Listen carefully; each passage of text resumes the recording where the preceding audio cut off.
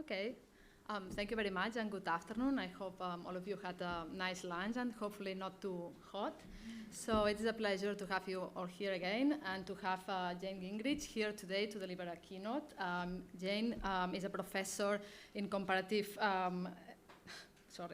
political economy at the Department of Politics and International Relations of the University of Oxford.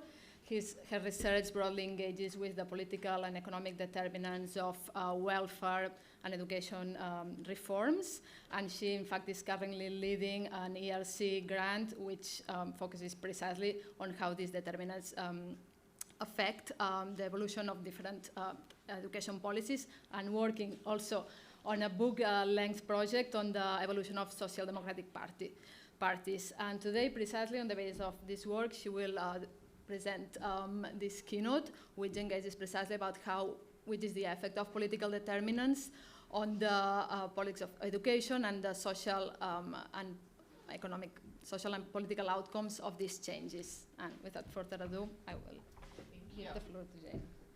Thank you, Clara. And thank you so much to Tony and everyone for inviting me. I'm just going to open my notes, which, oh, sorry.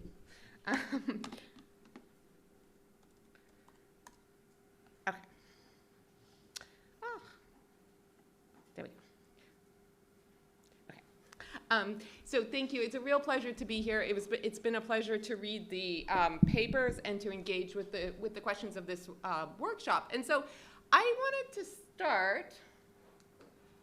All right. Oh, this worked before when I tried it. Okay. Thank you. Sorry, Clara. So I want to start with the story of Ernest Bevin College, which is a school in the London borough of Wandsworth. And in 1926, the first school was built on this site, which was Beck School, and that was a boys' grammar school. And at that time, secondary education in England was neither compulsory nor universal. Local authorities would sometimes pay for working-class pupils to attend secondary schools, but access was still limited. The 1944 Education Act extended compulsory and universal schooling to all pupils in the UK, and it initially established a tripartite structure in which English schooling was divided among selective grammar schools and less selective secondary modern schools.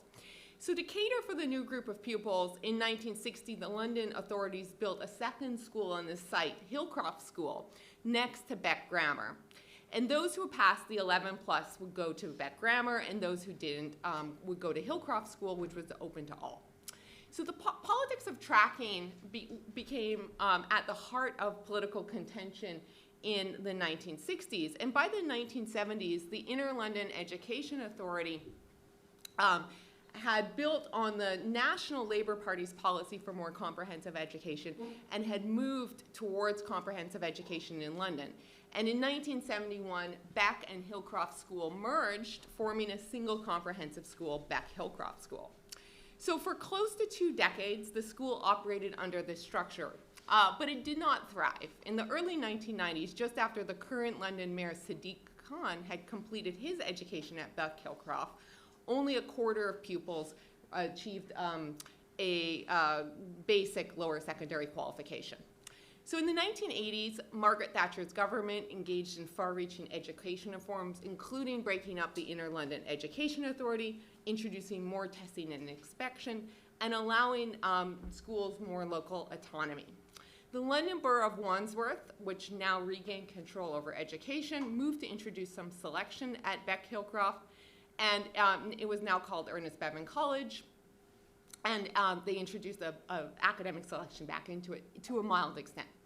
In the 2000s, when the Labour government re-emerged nationally following their election in 1997, they didn't push back on these selective shifts. Instead, they moved to more specialist-style reforms.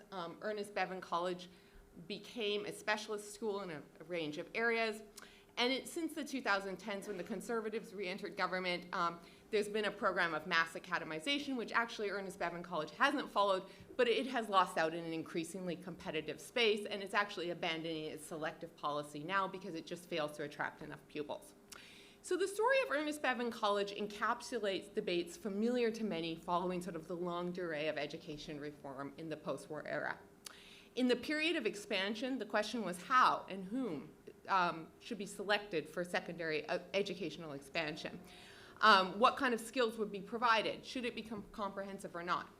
In the 1990s, these questions changed.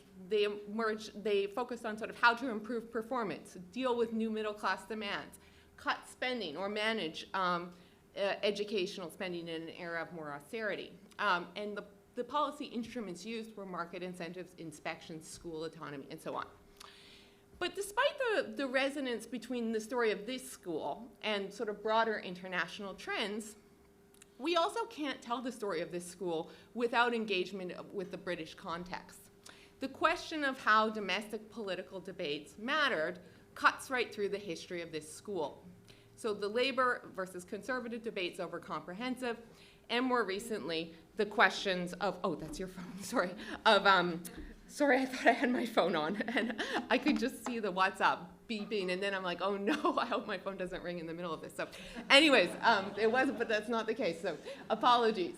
So the point is that we can't tell this story, despite the sort of resonance with global trends, we can't tell this story without engagement with the actors in Britain and on the ground politically.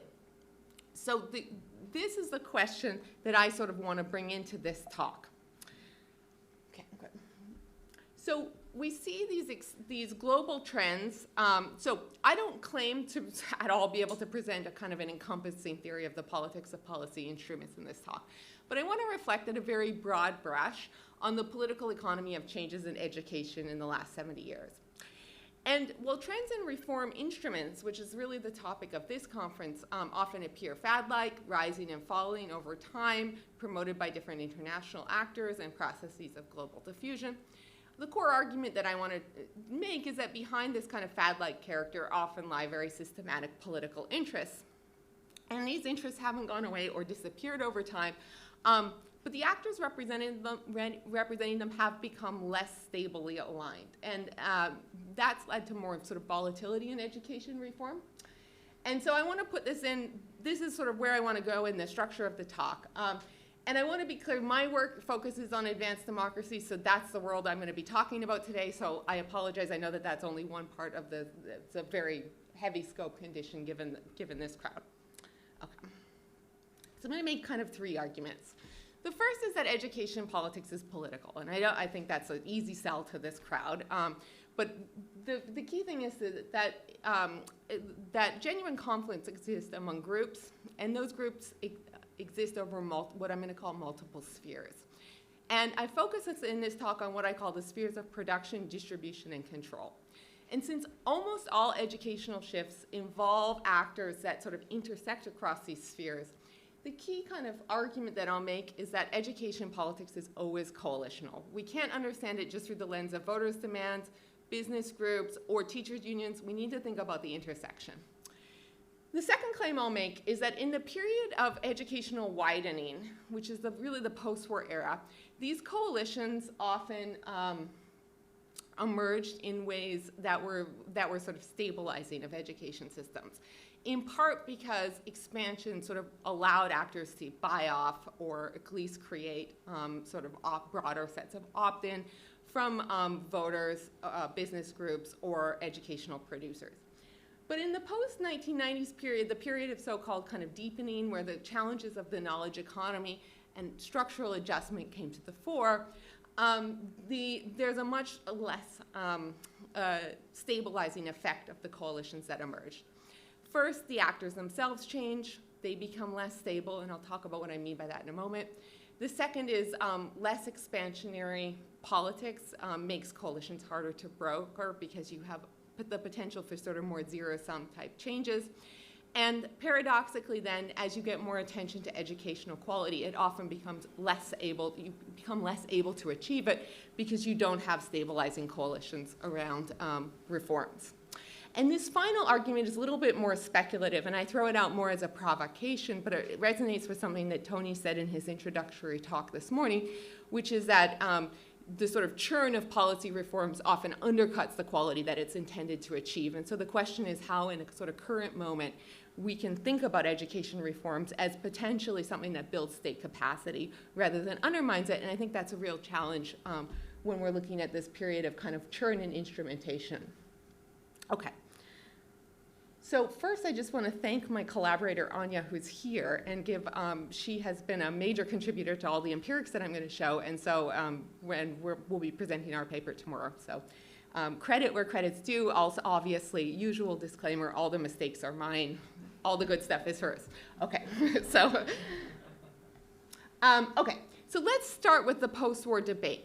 So in the period of expansion, there was basically widespread agreement in the early post-war period that there was a need to expand secondary education. So at this time, and we can actually go to the next slide, sorry. So at this time, as the right-hand picture shows, the rate of completion of secondary education was very low in the early to mid 1940s. Under 40% of pupils were completing secondary education in most countries. And in the post-war climate, this was voters and policymakers thought that the situation was basically needed to change. At the same time, there was a broad sort of economic buy-in for expansion. So while the concept of human capital as an input to growth has a long history, it really emerged very prominently in policy discourses starting in the 1950s. So work by Milton Friedman and Simon Kuznets in 1945 began to formalize the idea of educational investment as something that provided substantial private returns. And by the 1960s, in a speech to the American Economic Association, Schultz, who was the head of the Chicago Economics Department, furthered the idea of educational investment as providing social returns through economic development. And even before the sort of publication of Gary Becker's sort of classic tome on this in 1964, the OECD in 1961 had already begun to promote investment in education as a key pathway to growth. So, thank you. This was reflected in political attention. So this draws on a project with Anya Chiducci, who I just mentioned, in which we look to recode the education sections of major center-left and center-right parties across a range of countries in political manifestos. And this goes beyond the existing manifesto coding in the Comparative Manifesto Project that only sort of broadly codes attention to education. And we go through line by line and try to code what types of things parties say in their education speeches. And we're going to come back to this manifesto data again later in the presentation. But the critical point that I want to show you now is that basically parties didn't talk a lot about education in the 1940s and 50s, but when they did talk about it, they basically talked about expansion. So a third of manifesto content on the right is about expansion and access, and a quarter on the on the left is about expansion and access, and about a quarter on the right is about expansion and access. And so really, the sort of zeitgeist of this period was, okay, we're going to expand education. Okay. And sorry, it's got a, yeah. But this point of expansion rested on sort of three forms of conflict. So first is that there was a real conflict about sort of what kind of skills should be provided. And there's a huge literature in political economy about the nature of skilling. And here the question is really about vocational training and about the development of specific versus general skills. And while this literature often focuses on the pre-war or 19th century origins of systems of skilling, there was nonetheless a critical juncture in the post-1945 period about whether to scale up or entrench systems that provided more firm-based vocational training, or move vocationally oriented models into schools, or to essentially move away from vocationally oriented training and towards more emphasis on general academic skills and higher education. Second, there was a clear kind of distributive conflict. Initially, this centered on sort of how much to expand and how much to spend, but it also sort of spilled over into questions about to whom should education be expanded? Should it be comprehensive? Should it be standardized? How long should it last? Should it be more or less tracked? Should diversity and quality be regulated or not across urban and rural areas, across different kinds of programs catering to working class and middle class pupils. And since the wealthy and urban middle classes generally already had access to relatively high quality education for their children by the 1950s, the question of sort of how to expand and to whom really was one that very much aligned with distributive questions about class that were represented by different groups. And the third question was sort of who controls these structures. Again, the kind of school wars of the early part of the 20th century were largely over, although not entirely. They spill over into the early post-war era in France. In Australia and New Zealand, questions of private funding aren't resolved until the 1970s. But on the whole, these questions were largely resolved by the post-war era. But nonetheless, there was massive questions about the politics of the production of education that come with expansion. Who controls the training of new teachers? Are they trained along sort of general academic lines or in the more academic upper secondary lines? Should funding be done by local governments, national governments? Who controls their curriculum? And these are questions about professional control, the structure of the bureaucracy, and the contours of state and local power. Okay. So this slide schematizes the three realms of this debate with a kind of triangular form. And the point of the schematization is to point out that there's a distinct logic to each of these spheres. So questions of skills and vocational training are often not happening in sort of mass electoral politics. They're in a more corporatist bargaining environment. Questions about the distribution of education are much more electorally salient. And happen in a sphere in which voters and parties are debating them. And questions about control are sort of mixed, but often occurring within the bureaucracy or the structure of the state itself. But nonetheless, what we see in this sort of triangular shape is an interdependence among these spheres. You can't expand comprehensive education without potentially changing teacher training or the types of skills provided. So a reform that creates competition among schools, for instance, might have implications for the distribution of education and thus be subject to debate among political actors, but it could also change the employment conditions of teachers, the power of local governments, and so on, and thus involve some mobilization within the state. And at the same time, if these reforms affect the skills provided, they can attract the interests of industrial employers and unions. So we need to think about this intersection. So what does that actually involve? Okay, so to start with production, I'm not going to do justice to this literature. It's not my literature on vocational training. But I think the key point to just flag, which everyone here is probably familiar with, is that you have really different structures of economic coordination across countries. And these shape the ways in which actors sort of approach early education reform in terms of the structure of promoting vocational versus specific skills. And so this is just some data from Jelle Visser's data set. The x-axis plots union density and the y-axis plots the degree of wage coordination. And the point, again, is not my point, which comes from the varieties of capitalism literature or the broader political economy of collective skill formation, is that you have a lot of variation here. So you have places like Denmark, Norway, Austria, and so on, where you have very coordinated wage bargaining, high union density, and those actors are very much involved in promoting early systems of collective skill formation through vocational training.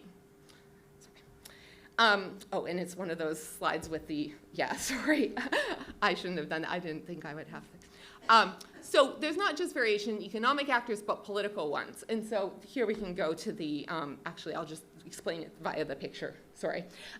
So these data show voting for social democratic parties by educational group over time. And again, this is probably familiar to everyone. But if you look at long-run voting patterns, something that I've done in my work, but also quite prominently, Thomas Piketty's new book on capital and ideology does for a whole range of countries, essentially shows education and income gradients in voting over the long run.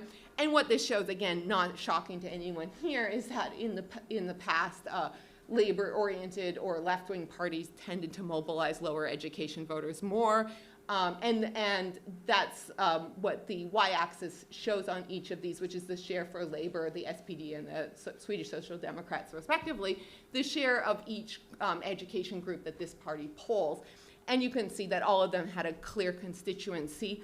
The Social Democratic left had a clear constituency among the low-educated in the 1940s, 50s, and 60s, up through basically the 90s, and I'll come back to that in a moment. And so the party family, there was one party family that clearly represented the group that was most likely to win from the expansion of more kind of equal and comprehensive education.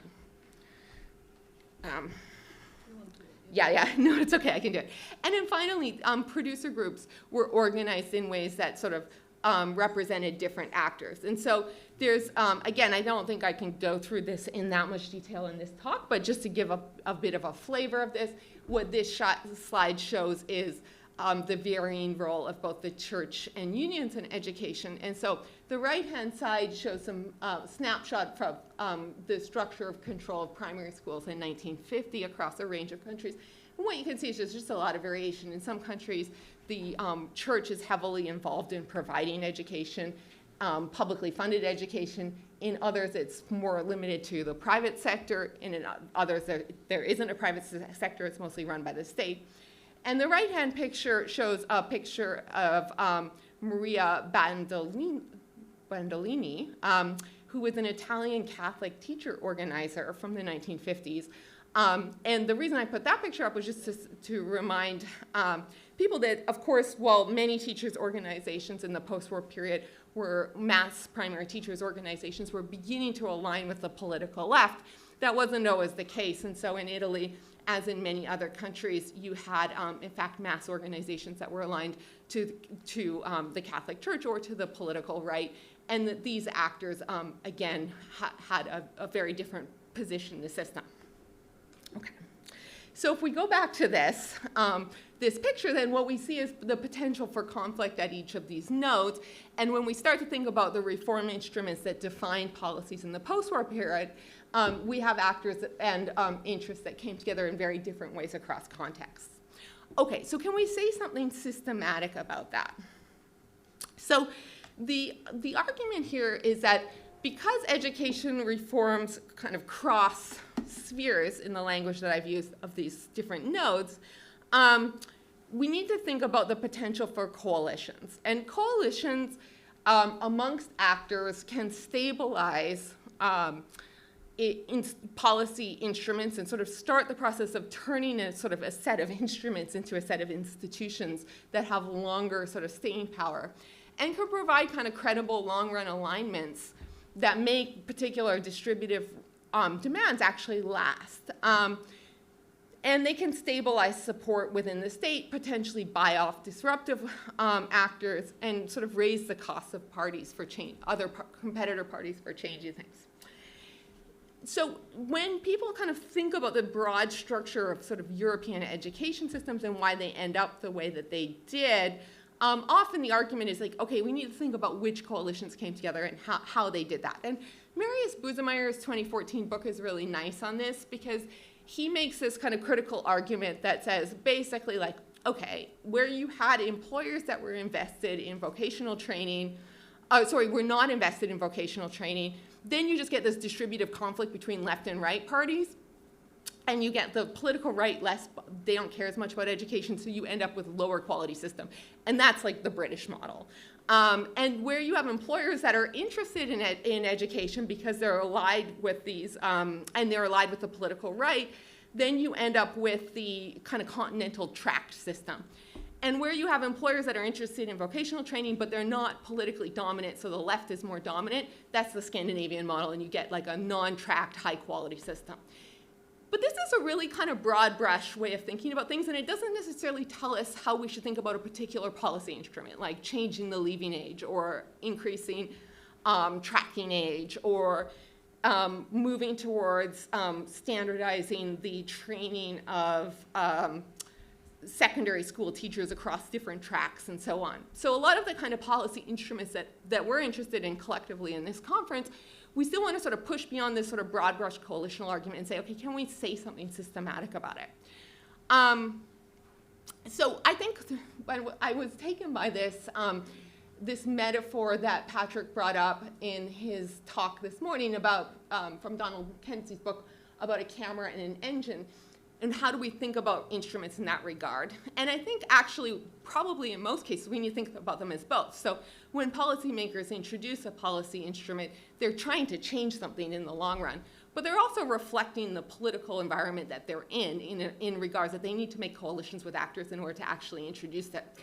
And so if we think about packages of reform instruments that emerge as both kind of using this metaphor of the engine and the camera, then we need to understand both the ways that actors bring distinct goals to those instruments, but also the way that the packages of instruments reflect the political moment that they're in and the coalitions that they need to gather.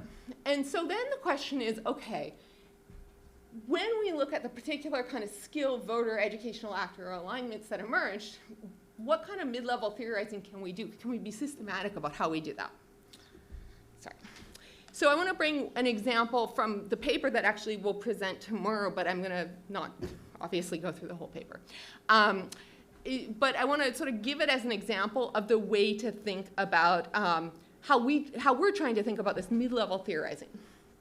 So if we take the example of detracking, we can see that the move away from sort of post-war systems in which kids are divided at 10, some age between 10 to 12 into different streams, that moving away from that in the period of expansion involved a potential threat to particular kinds of educational actors in most countries.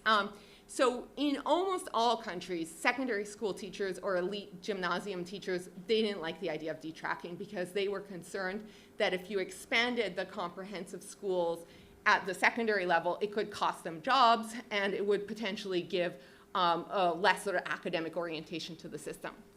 Religious actors were kind of on the fence about this. In some countries like Ireland, where they control the whole system, they didn't really care. In other places, if they were really aligned with one particular stream, they didn't like them. They didn't like it because they thought they could lose their system of control. So when parties were kind of thinking through what to do about this, we can see that on the whole, the left was politically more attracted to detracking because their constituents were the ones that were going to win out from this, potentially through the expansion of access into high quality education. The right was kind of more on the fence about detracking, partly because parts of their historic constituency already had access to high quality tract education, but they also saw the need to appeal more broadly. They couldn't just appeal to the urban elite in the post-war era. So they were kind of on the fence about whether to detract. And what we argue in this paper is that, well, there is a systematic way that we can understand how they selected these policy instruments, and it had to do with these coalitions that they had made with these productive actors. So where the left was aligned more with sort of mass-based productive actors like teachers' unions that represented primary school teachers, it was much more able to introduce successful detracking than where it was aligned with more elite-based producer groups. And the exact opposite is the case. The same dynamic is the case on the right, where it was not aligned to the elite-based producer groups. It was more open to detracking, where it had to make coalitions with these elite teachers or religious actors who opposed it. Then it took a much more oppositional stance. So there's kind of two, and I'm going to show you some evidence for this. I'm not just going to leave you with the claim. But there's sort of two key theoretical points that I want to draw out of this before I turn to the evidence. The first is that a single instrument, so if you look at, say, increasing the age of tracking from, say, 12 to 14 or 12 to 15, that actually different political actors could pick that up to achieve different aims.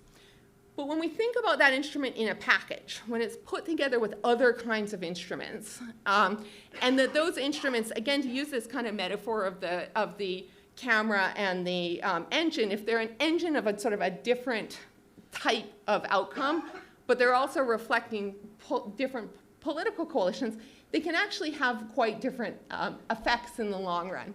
And so we need to think about these instruments in this coalitional space.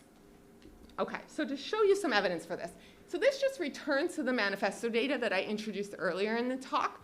What we can see is on the the right-hand side, this shows the share of educational content devoted to comprehensive schooling, and on the by the dominant left party in these 4 different kinds of welfare regimes. And the left-hand side of the slide shows the same information for the main center-right party. And what you can see is that there are some regime differences. So the continentals do speak about comprehensive education less than, say, the Anglo countries. But basically, we see left-right differences across place in terms of the extent to which parties pay attention to this. And we also see a clear temporal pattern. So this peaks in the 1960s, and then there's less attention on the political left by the 1980s to questions of comprehensive education. Okay. When we look at actual changes, don't worry, I'm not going to go through this whole slide. What the point is, and this is just to show you a bit of our data gathering, is that when we look at the actual sort of changes, we can see that there's a lot of variation in sort of how far countries actually reduce tracking across place and time. And the same is true with questions of curricular standardization that sometimes accompany tracking. And so we see that there's different packages of instruments. So some countries move towards really reducing, like Sweden, really move towards reducing stratification. They also lead to a lot of curricular standardization. Others, like Switzerland, Zurich, Switzerland, keep a tracked system, but with a fairly substantial amount of curricular standardization. So we're seeing these packages of instruments coming together in different ways. Okay, so then my argument, or the argument, was that we can be a little systematic about how we understand that, and that it's going to be a product of these different coalitions. And so what we do is we sort of try to predict changes in both stratification and standardization, essentially looking at the constellation of unions, structure, and party structure. And again, don't worry about the specifics of this. I'm happy to talk about it also in the Q&A, or in the paper presentation tomorrow. But the key thing that I want to show is that this slide and the next slide show is that the effects of left-wing government vary depending on the way in which left parties are aligned and right parties are aligned to different interest groups. So what the key takeaway here is that we can, at least we are making the argument that we can say something systematic at the mid-level about the way in which these policy instruments are picked up. So where the left is aligned more to primary school teachers, it de-stratifies and standardizes more. That should say de-stratification, actually. And the exact opposite is the case with alignment to elite producers, where the right is more aligned to elite producers. It moves less towards stratification and standardization, and vice versa for the left. Okay, so what the claim here is that policy instruments aim to particular kinds of distributive ends, but also to solve or broker political problems. And different packages are chosen in different contexts, and in part these have different effects because they are solving different political problems and building different kinds of coalitions. But I think that in the post-war period, at least, we can be systematic, or at least at a sort of mid-level of theorizing, think about the systematic conditions under which these coalitions emerge around particular packages of policy instruments, and that those reflect things that we know about the political space in which these spheres intersect in terms of policy. Okay. Now, how does this change? Sorry, I'm just checking my time as we go into the more contemporary period. And I think it changes in a variety of ways. So this sort of part of the talk, I want to make a series of arguments. So the first is that as the economy changes, new issues come on the education agenda. And these sort of bring new policy instruments into the public discussion. But at the same time as these new policy instruments are entering the public discussion, a lot of the underlying cleavage structures that define the post-war era are also changing. So parties are, the social basis of partisan support blurs, which makes it parties themselves have to negotiate different distributive demands. Producer groups weaken or realign in places, providing a different ballast. And deepening in general is harder than widening because when you expand, you can at least offer side payments. When you're looking to reform under conditions of more fiscal austerity, it's much harder to do that, and it can bring some of these conflicts to the fore. So the argument here is that what we see then is a sort of destabilizing of some of these coalitions, but not of the sort of underlying process of the need to build coalitions. Okay. So let's start with a kind of broad shift in the economic structure of advanced capitalist societies. So by the 1970s, the sort of early enthusiasm, the kind of Gary Becker-inspired, human capital-inspired enthusiasm is beginning to really wane. Most advanced industrial economies are experiencing rising inequality and the slowing of growth, and this is despite a massive upgrading of the skill level of the population from 1945 to 1970. At the same time, a sort of new body of economic thinking emerges in the 1970s about skills, which stresses their signaling value rather than the actual links to productivity and human capital investment. So in the 1970s, a number of countries, including policy reforms introduced by parties on the left and the right, begin to sort of cool on the idea of expansion and introduce things like numerous clauses in higher ed and limiting pathways and so on. However, by the 1980s, education essentially re-enters the economic agenda in a very critical way. So there is a rapid growth of the college wage premium that American economists really begin to point to by the sort of early to mid 1980s. So David Otter, the American labor economist, estimates that through the 1980s through the end of the 1990s, about 2/3 of the growth of the wage dispersion in the bottom 99th percentile of the income distribution is attributable to changes in the college wage premium. And this, in the 1980s and early to mid 1990s, is associated in part with new forms of technology, in particular computerization. So early work at this time on skill-biased technological change argued that the changes in the technology of production were increasingly complementary to high levels of skills. And in part, this complementarity followed from the ability of technology to substitute for mid-skilled work, with machines increasingly able to perform routine tasks. However, unlike some past waves of innovation, technological substitution wasn't on aggregate de-skilling. The argument here, made by both economic historians and labor economists, was that the educated were more rapidly able to diffuse technology and respond to uncertainty, and thus that made high general skills increasingly valuable and able to work with technology in ways that were sort of complementary. And this is sort of most memorably summarized by Golden and Katz, who are drawing on this language of Jan Tinbergen, that there's a race between education and technology, where the growth of skills of the population fails to keep pace with complementary productivity-enhancing technology, inequality will grow. So this is the sort of diagnosis of the early to late early 1990s, and it combines with the sort of second line of economic thinking about endogenous economic growth, which I'm not going to go into, but it also points to technology as a critical input into sort of global growth paths. So as this agenda developed, it also intersects with the kind of social investment agenda, which feminist scholars and other actors are beginning to promote at this time, which emphasizes investment in children and women as a way of sort of equalizing society more generally.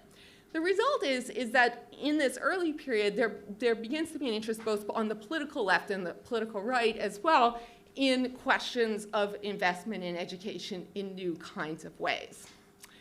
Now, by the sort of late 1990s, however, this diagnosis is already under some threat because the economic developments in the labor market are beginning to show not this sort of linear upward increase of employment of the high-skilled, but a more sort of U-shaped or a kind of an asymmetric U in which low-skilled jobs are also growing.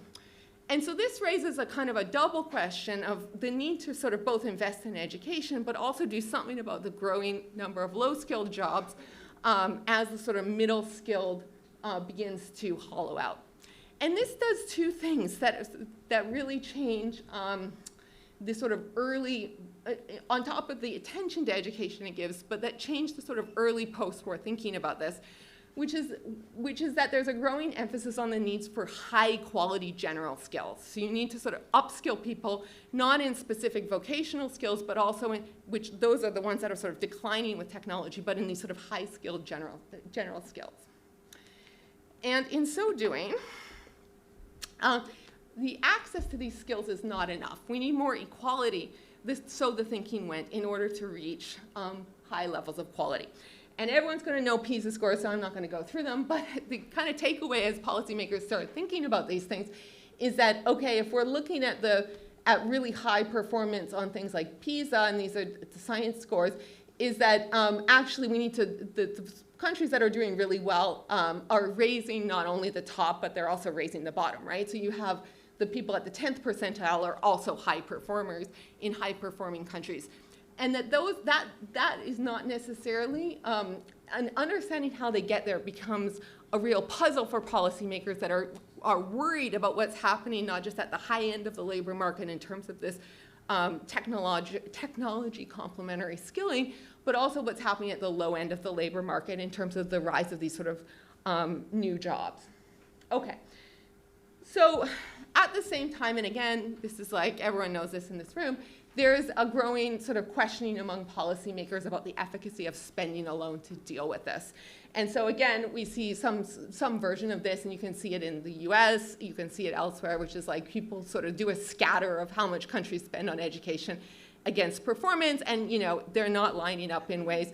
And this really leads to questions about, okay, so what is driving these high performance systems and these sort of good sets of skills? Okay. So in this environment, all these new instruments come on the agenda. So if we need new general skills, then we want to standardize those skills, we want to give people the ability to compete, as many policymakers did in this moment in time, then we need to think about how to do that. There's concerns about the equity and distribution, particularly what's happening in countries where you have relatively equitable institutional structures but quite unequal outcomes, and more kind of sorting in schooling. The question is sort of how to deal with equity concerns. And then all of this is happening in an environment in which often the coalition or the political willingness to spend is on the decline. So we have this sort of rise of new sets of instruments, and ones we've been talking about in this conference, but they're sort of falling into this environment in which we have a number of conflicting interests. Okay, 5 more minutes. Okay, so key thing is the political space changes.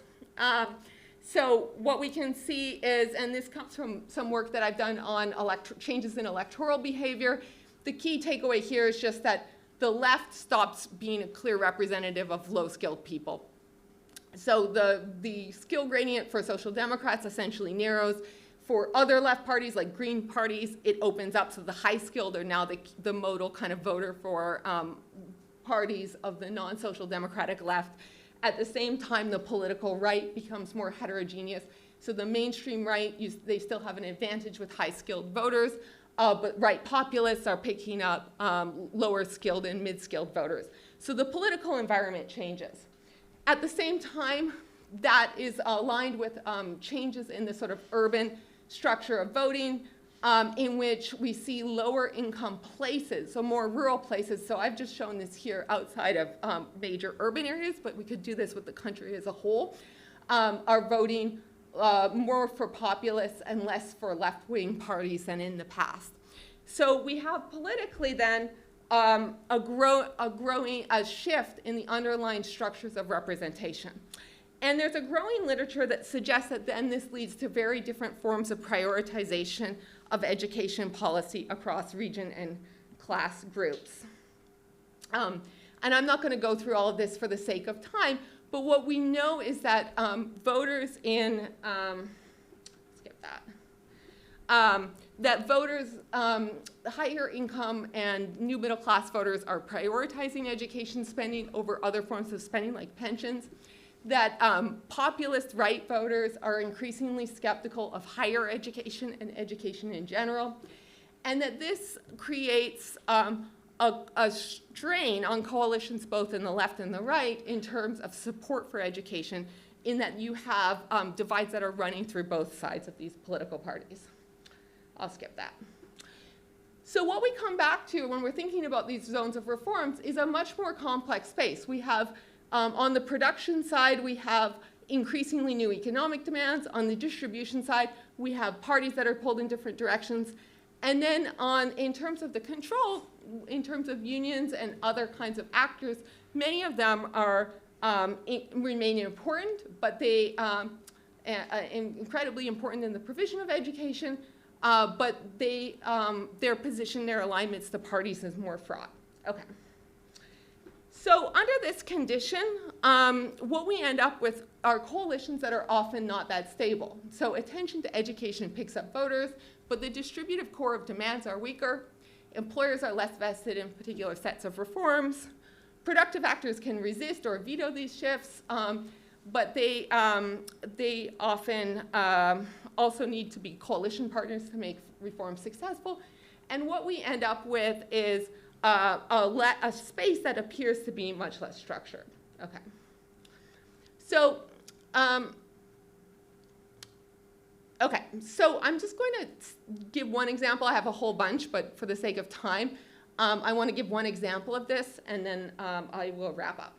So if we look at the trend towards testing, if we think about the coalition around testing, on the one hand, testing fits distributively often with demands on the political right, in the sense that in many countries, the political right is less linked to teachers' unions who might resist testing, so they have fewer vested interests against it, and they're more linked into questions of standards and historically into standards that sort of might benefit more elite schools and make that visible.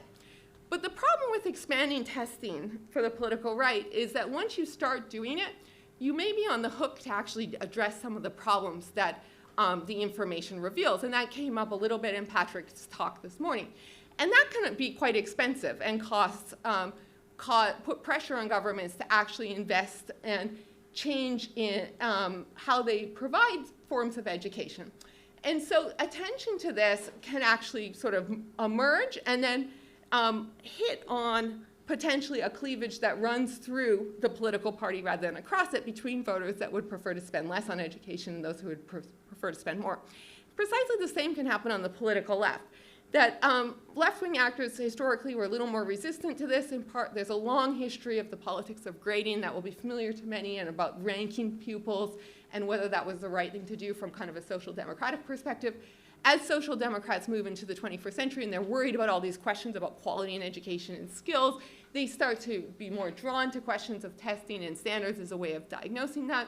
But it can run them right up against their political allies in the union movement, and it can also demoralize low-performing schools that might have parts of their traditional base in it. So what we see when we look at manifesto attention, and we're just, is that we see in some countries a sort of U-shape where this testing emerges both across political left and right. In the 80s and 90s, there's a lot of enthusiasm about it in political speech. And then it wanes, and that's the US case. In others, it sort of stays on the political agenda, like the UK. And in Sweden, for instance, the political right really pushes this in the 80s and 90s. The left kind of picks it up when we see a convergence. So what this picture is intending to say is that actually what we see are these kind of heterogeneous patterns in terms of how this comes out, at least in political rhetoric, that follows from some of the underlying instability in the cleavage structure. And I was going to say the same about autonomy and back to basics education, but I know we're short on time.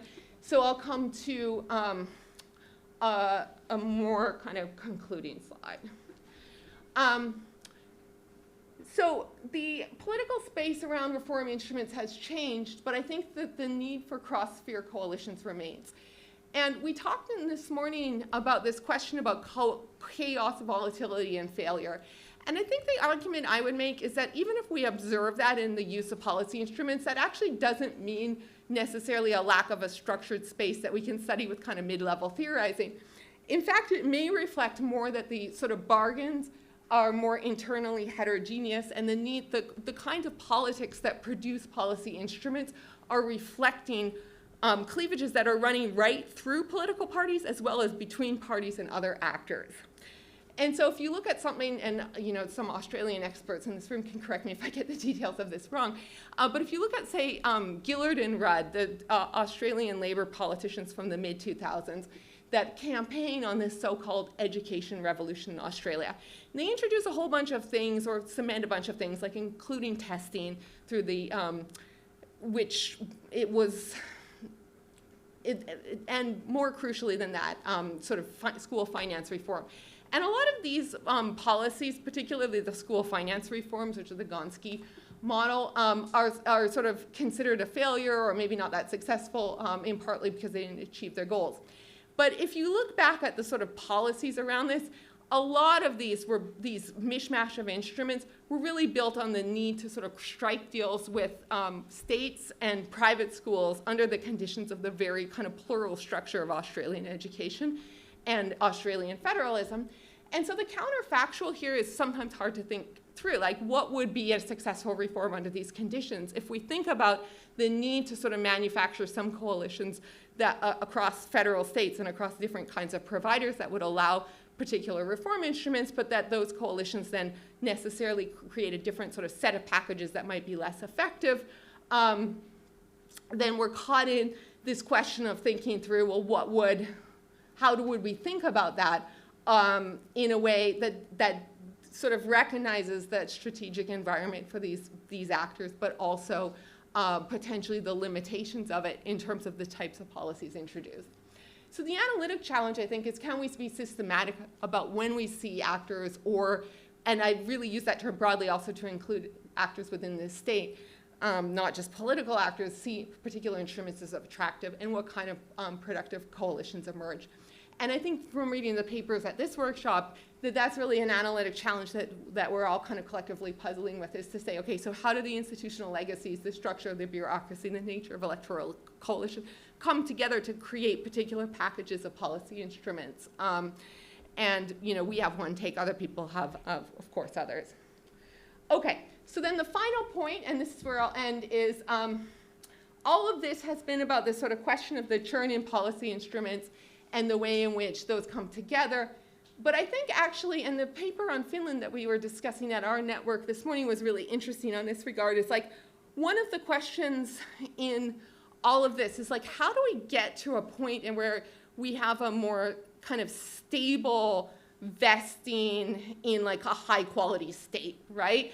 And all of this kind of churn of policy instruments can sometimes undercut precisely the things that I think would create better performing education systems, which is professionals that are able to act in the multi-period sense without thinking that the rules are going to change down in a few years, but also have that are not so removed from society or removed from the problems on the ground that they run the underlying education system primarily in their own interests rather than in a sort of the interests of the whole. And this is a classic problem in what we would think of as kind of the Goldilocks problem. This is like the Goldilocks doesn't want the porridge too hot or too cold. We don't want the education system too removed from the people, but we don't want it churning all the time in a way that doesn't allow kind of long run outcomes. And I think this is a question where what we collectively can be thinking about is how do policy instruments fit with these other questions we have in the study of the state, like governance and state capacity. And Patrick's colleague doesn't like the word embedding, but I still am a huge fan of Peter Evans' book, Embedded Autonomy, which was really the puzzle of this question, like how do you get to this outcome? So I will stop here, and thank you for your patience, and sorry for running over.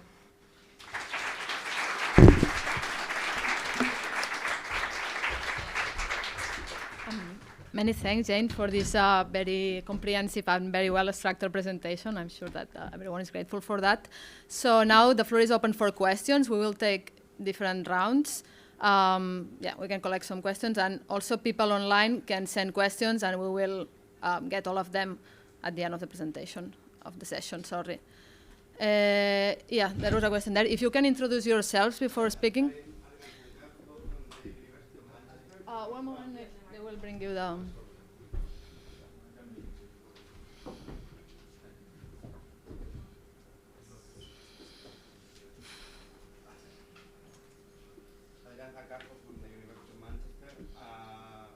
Presentation, congratulations. Quick question. I think it's off. Okay, now?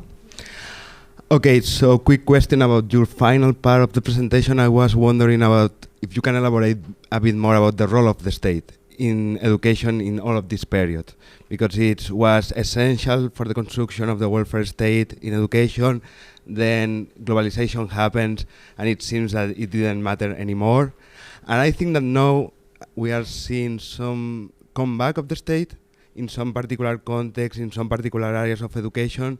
So I was wondering that I think is related to the final slide, to what extent the role of the state and the meaning of the state has, and the public has changed in this period.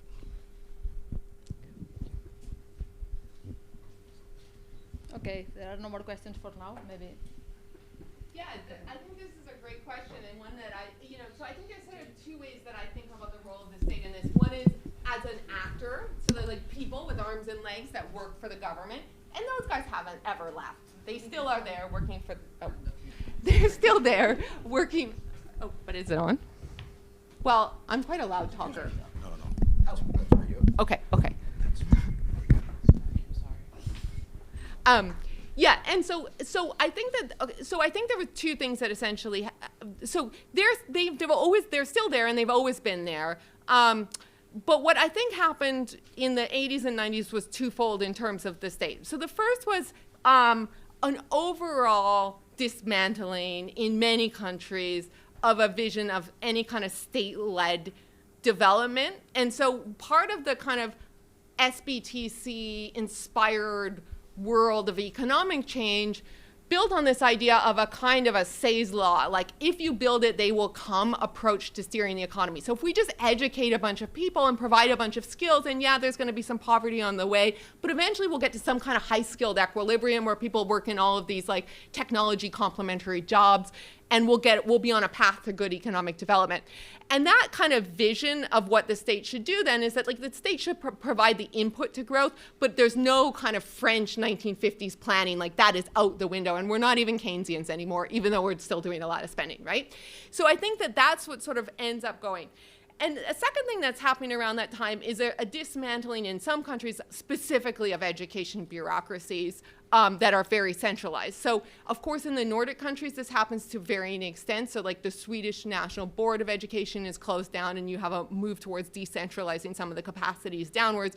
And so the state still exists, but it's not this sort of directed educational behemoth.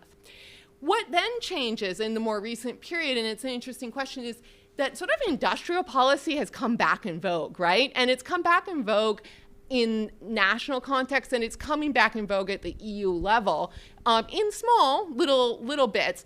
But when we're thinking about things like green transition, we're thinking about future of work questions, some of the old instruments of the state, like selective allocation of credit and so on, some of these are coming back into the public discourse. Picking winners is even coming back a little bit. And the question is, like, what would that mean for education? Would it mean thinking about education as part of a broader industrial strategy? What would that mean for the bureaucracy? And I don't have any answers to that, but I think you're right to put your finger on that something is changing, at least in the last decade, I think, and whether that's really spilled over into the education sector yet, and how that would link up in the current structure of the actual physical sort of space of the bureaucracy that we have now, in which a lot of those old sort of linkages are gone, is a really interesting question. Thank you, Jen. I don't know if there are any other questions.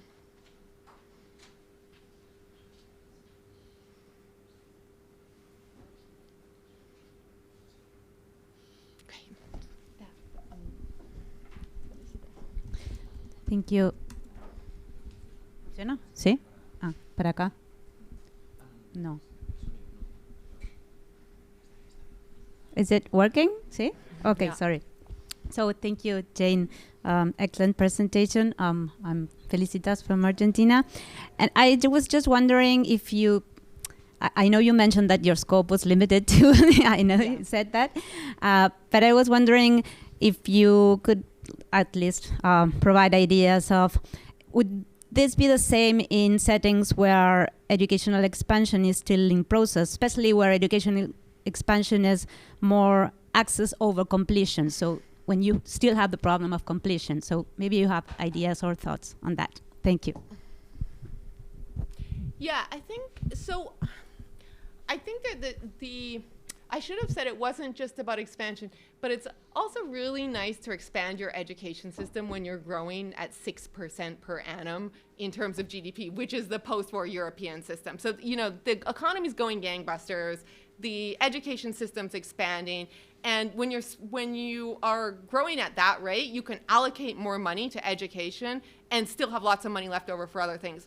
I think that the point you raise is a really good one, which is like, okay, in periods of expansion now, where fiscal conditions may be more constrained, the question is sort of how this plays out, and particularly in where you may have systems in which parts of the existing elite or certain economic actors have more ability to sort of potentially block, or they have entrenched interests that are difficult to overcome. And some of the papers on Chile were really interesting in that regard, and sort of thinking through, okay, like how do you restructure some of this system after you move out of the sort of neoliberal era, in the sense of saying, okay, you have these vested actors, you also have a political consensus to some extent, you know, people who want to move away from that, but you're not in a world of like 1960 Sweden in terms of having either the coalitions or the resources to get to that. So I guess I'm very cautious about speaking too much globally, because my work is so focused on advanced industrial economies. But I guess there's sort of like three things that I would take out of what I just said, maybe, which is, one is, it goes back to this question about the state, which is like a lot of the context of the post-war European and even contemporary European takes place in relatively high capacity states, and in which politics is largely programmatic, not patronage oriented. And so you have a degree of mobilization around that I think allows these coalitions to come together differently. So then the question is, what do we do when we change those scope conditions? So if we have a weaker state or we have non-programmatic politics, what does that mean for the way that coalitions come together? The second is, what happens when you take away, again, the domestic policy, when you put these, not take away domestic policy autonomy, because I think domestic politicians always have autonomy, but the question is, they're embedded in a context in which they may be facing sort of heavier pressures from international organizations or others, particularly on the themes of this conference.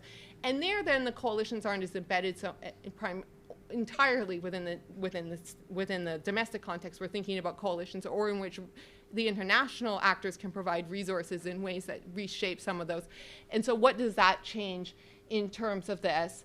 And then the third is the ways in which the particular legacies, whether those, so not the legacies of state formation or programmatic politics and so on, but the legacies of the education system and the allocation of resources that it provides. So if you have a really urban, middle-class oriented education system, and you think, like, what are the challenges of moving resources into the countryside, or moving resources to improve completion for other groups, what kind of vested nature, what kind of political resources do the actors that are sort of winners of the status quo have, and can we conceptualize that in a way that sort of lets us get at some of the contours of debates within this particular context?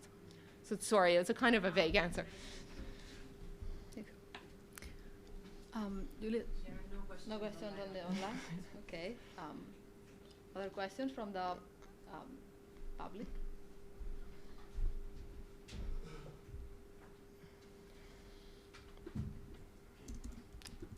Sorry. Yeah.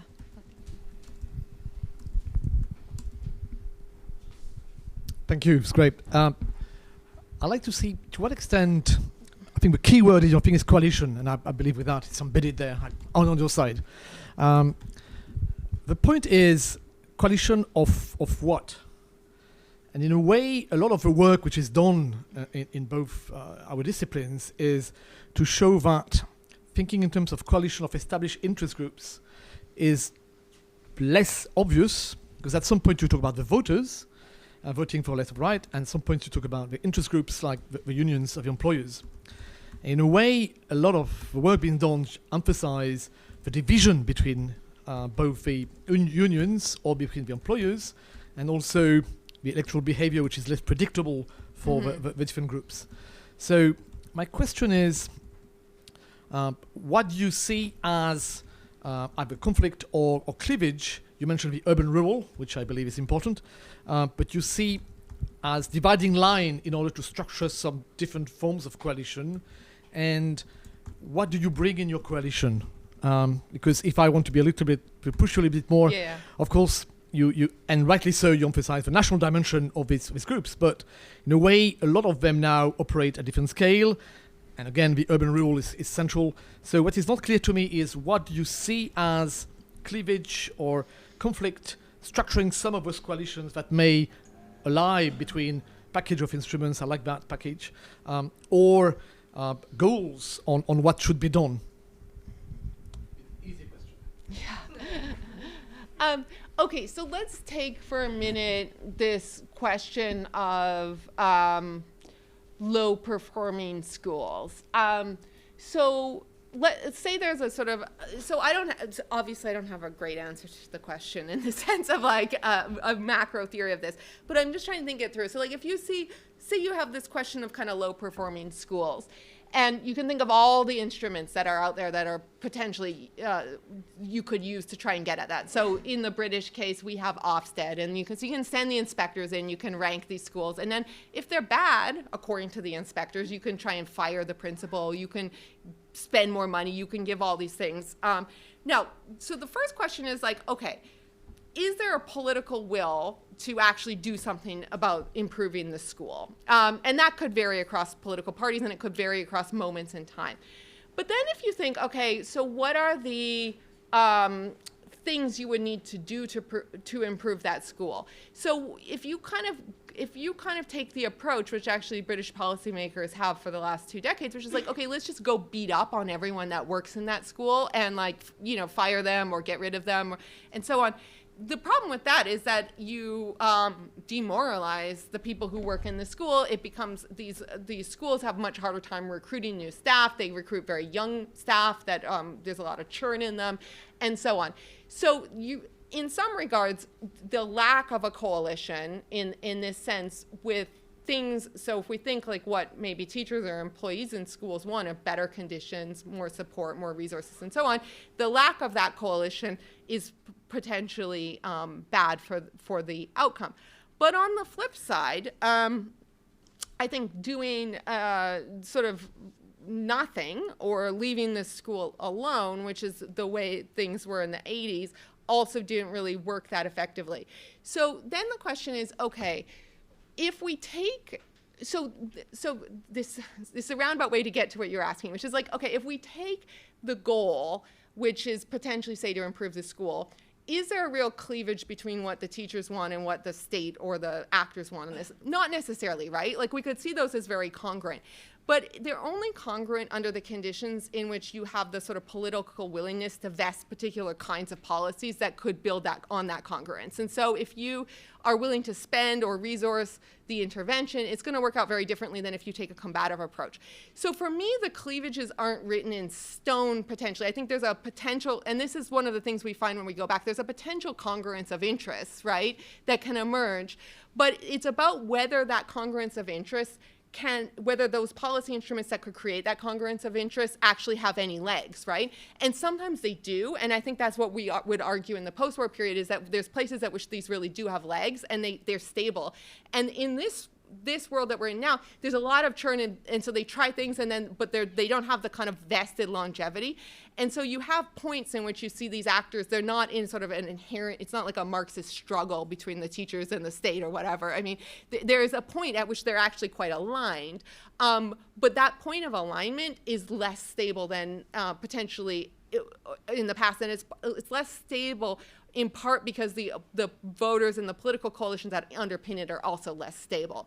And so that would be my take. It's not that there's this sort of like, Where I think, in terms of the kind of urban, rural, and other things that are emerging, is that this, to me, I think will emerge in particular over higher education. And so the places, I think rural voters like education, they like having local schools and so on, but where these cleavages have become a flashpoint is they're less excited about higher ed, and they're certainly less excited about elite higher ed. And so that has sometimes been picked up in ways that then, at least if you look at the US context in particular, it's mobilized some of this discontent against higher ed has been very destructive of the potential for coalitions around sort of improved access to education, even though it would actually probably benefit those groups to some extent, as other groups already have relatively good access. And so this, I think, is the potential for where you actually see a politically mobilized cleavage that is hardening in ways that might create a more sort of longer run cleavage on certain kinds of policies that I think becomes more structural. Any other question? Yes.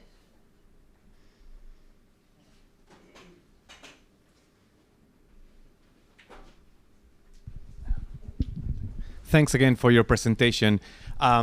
You presented all those very nice illustrations with the graph of the political right and left and how they change over time in their support to different policy instruments that are very helpful and very illustrative. I was wondering, what I see in is, where was the role of race and racial discourses and immigration in rallying support for different policy instruments, and how those policy instruments can serve as dog whistle politics to rally people around them and push an anti-immigration and anti-blackness agenda? Yeah. I thought I should, the presentation was already too long, but I realized that was a huge omission. So I think it comes in a few ways. So historically, if you look at places like the United States, but also my home country of Canada, in parts of Canada, not all of it. It's like where I'm from in Saskatchewan. This is a bigger issue than in some other provinces.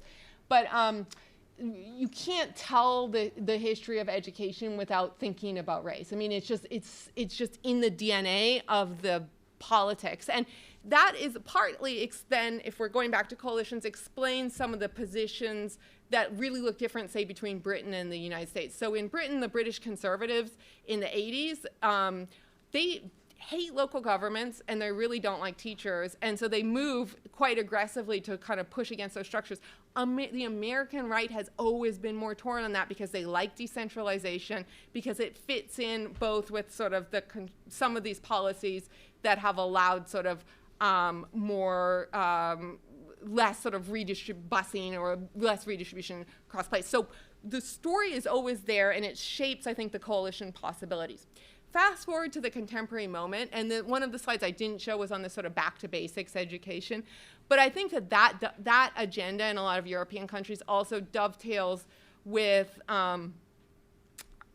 policies towards race and integration. And so that there's been a mix of the desire to standardize aspects of education, to push back, and we see this obviously with this debate about critical race theory in the US, but there's resonance of it elsewhere, to push back against sort of some of the kind of more inclusive forms of education or pedagogical liberalism that would be more diverse, and that is a potential vote winner on parts of the political right because it picks up on, concerns that people might have about standards in education. And it's quite cheap in terms of rhetoric. It doesn't require a lot of spending necessarily.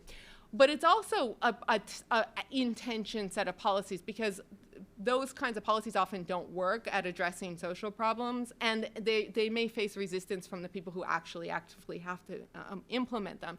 And so this is another kind of place where you see the policies that might sort of pick up parts of the electorate, but there's a tension that sort of runs through them, and you see a lot of potential churn around that.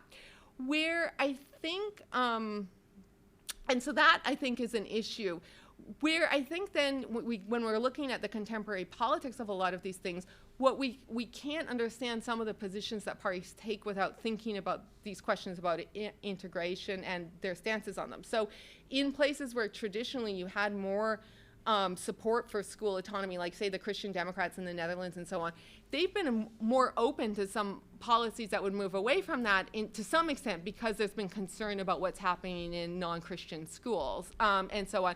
In questions of extending compulsory education for 5-year-olds, again, issues that Christian Democrats in many countries didn't want to touch because of they believed historically in the sanctity of the family for early childhood education, much more open to those as they are concerned about the integration of non-native German or native Dutch-speaking youths and so on. So when we're thinking about the space in which these actors are operating, that's another area in which we can say, okay, we have a set of instruments. Like, do you want to extend compulsory education to 5-year-olds, or do you want to sort of standardize aspects of the religious studies curriculum, things that parties may have historically lined up against or actors may have historically lined up against? As the context and again the underlying base of them is changing, we're seeing different stances come. And I guess we're sort of bringing that back is I think that there's ways in which that plays out quite differently across contexts. And so the question is, okay, so what is it that's shaping, say, why, like the Christian Democrats in Austria maybe went down this path, but the Christian Democrats in, say, Germany went down a different path on this question? And are there ways that we can sort of systematically think about that? And I don't know enough about it to really have an answer to that, but I think it's an absolutely critical flashpoint in the contemporary moment. Thank you. I believe there are no online questions, but it's the last call. Anyone? No online questions. Okay, so there's time for another question from the public, the real one. Thank you, Jane, for your presentation and for bringing political economy analysis to a very high level in education reform. It's really stellar, your analysis. And yeah, I was wondering about if you can say something else about the bipartisan support for a school autonomy, because this is something you had to skip. And I was wondering, why do you think that there is happening this bipartisan support for the standards and maybe for school autonomy? Is that political parties are supporting similar policy instruments but for different reasons? Or is that there is some alignment, ideologically speaking, between parties because of the third way movement in the 90s? Well, if you can say something about it, would be appreciated. Yeah, so I think that probably both of those are true, that there's some alignment among parties, but they probably still do have some different goals as they approach these questions. And so, yeah, I think there was, like, in places where I think there was some, on the left, some loss of faith in more traditional structures of management. And that happened for a whole variety of reasons that have to do both with the changing understanding of the economy, the changing understanding of the state, and also the need to appeal to middle-class voters. And so, of course, the Blair, in the extreme example of this in Britain, he was going into the 1997 election having lost, Labour Party having lost every election since 1979, and sees it as an absolute imperative to appeal to middle-class voters and really doesn't want to go back to old debates about what he calls sort of the standards. The mantra of Labour in 1997 is standards, not structures, which is like saying we're not going to get rid of academic selection, we're not going to peel back at these reforms also that the sort of Thatcher government introduced on this front. So there's a political imperative to do that, and I think that is part of the third way shift, which is both a shift in the voter base of parties, that they're picking up these new middle-class voters and trying to be more competitive in some cases for the center, but it's also a shift, I think, in the underlying understanding of the economy, in which that third-way parties are adopting different ways of seeing both the structure of the state as efficient, but also the structure of the private sector. But at the same, so that I think raises some interest in school autonomy. I think, though, there is still a sense at which probably these actors are coming at it from a different guise. And so, again, to continue with the example of Britain, the Blair government is willing to spend resources on education, but they feel really under the gun to show results. And this goes back to Patrick's talk this morning, that they've staked a lot, maybe not quite as much in terms of short-run results on education as they do on health. But in both sectors, they really stake a lot on delivering outcomes. And they are under a lot of pressure to create sort of incentives for that to happen. And so they throw a whole bunch of policies, some of which are school autonomy, some of which are heavily centralizing and moving in the other direction, which I think collectively are, their own self-diagnosis is that this is meant to make kind of constructive discomfort for these providers. Like they're supposed to be incentivized to do things, but it's supposed to be in a constructive way. Now, I think there's an aspect at which they did that in a way that was quite differently intended than the conservative government, who really did actually just sort of want to diversify the education system to some extent. But the third tranche of my answer to that would be that there's also, I think, an aspect of learning and hubris that emerges at that time. So I think a lot of third-way social democrats felt that, believed that they could control a lot. They were like puppet masters, and if they set up the incentives correctly in some of these policies, they could sort of get the outcomes they wanted, that they could create these sort of controlled systems and manage them from the center through a mix of intervention and incentives. And one of the things that they sort of find out through the 90s and 2000s is that actually isn't that effective. And so then they sort of layered different reforms back on and sort of pull back on some of these things. And so what you end up with is a world that's sort of in between this more strategic story that I've told, which you have interests that are competing, and the one that Patrick was telling us this morning too, in which there's a lot of stuff just thrown out there in the hopes that it will work, and some of it does, some of it doesn't. And I think that there's a degree to which that is happening. And so I think the left supports school autonomy where it does, partly because they think it's appealing to voters and parents who want more control, partly because they think that it can create incentives that they can control, and they've bought into part of that narrative, and partly, I think, in somewhat of a sort of genuine convergence on some of the sort of diagnoses that the political right has of the state. Okay, great. Many thanks, Jane. I think there are no more questions. Anyway, there is no more time. So a perfect alignment of interest. Thank you very much. Thank you.